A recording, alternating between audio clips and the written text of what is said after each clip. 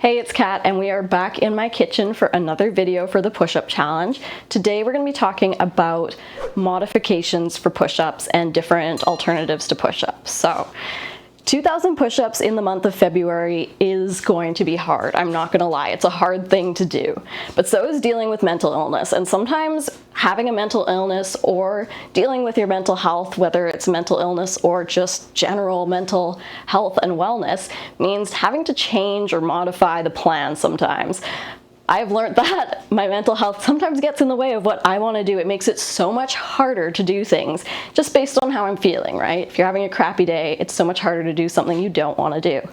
Not saying that I don't want to do push-ups, but sometimes you just can't. I'm sore today.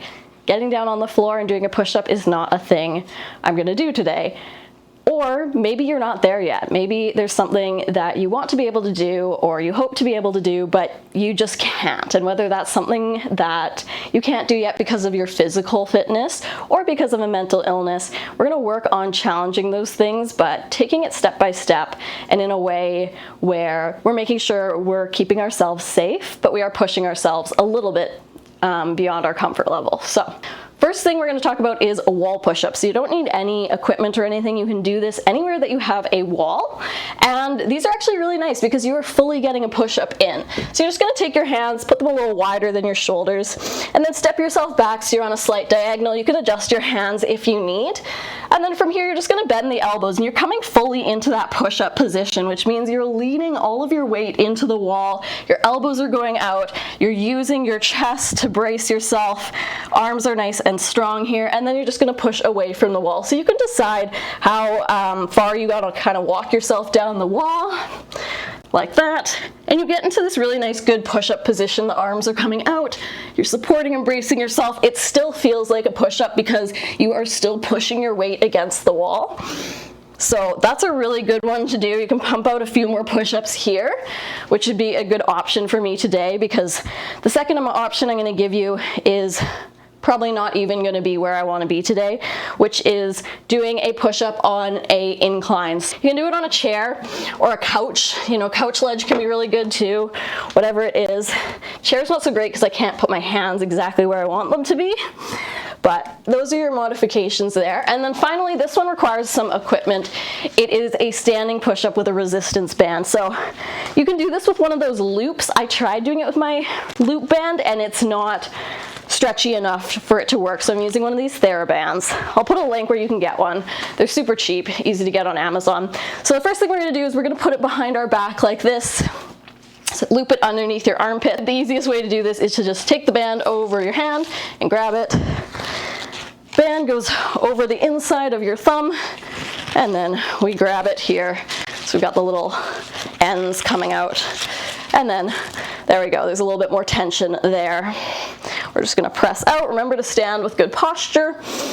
Inhale as you bend, exhale, press.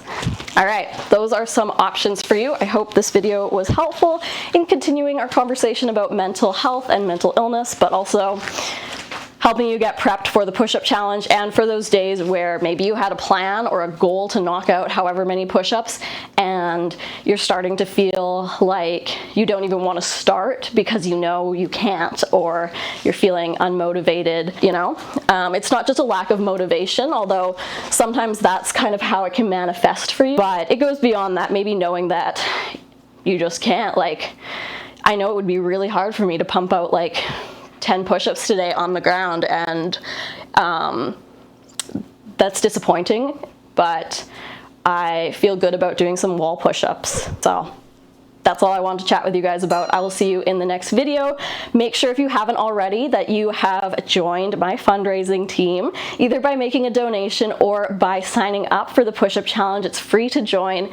It's a great thing to do for yourself, and it's also really good for building community. So I'm going to be away from Vancouver for the first half of February, which is part of why I want to do this challenge, and part of why I'm doing it so much on social media, is so that I can stay connected with you wherever you are. I want to stay connected with you, and this push-up challenge is a really good opportunity to stay connected, accountable, do something good for yourself, as well as spread awareness about mental illness and how it affects so many people. And it's honestly quite tragic because a lot of deaths are preventable. you know. It's just a lot of us feel really uncomfortable talking about it, and feel like we need to face it alone, or feel like we should be able to just deal with it, to just suck it up and deal with, you know, whatever life has dealt us, and that's not the case. So I'm glad more of us are talking about this, and I'm so glad you're here. I'll see you in the next video. Make sure that you subscribe, comment if you enjoyed this video, and find me on social media.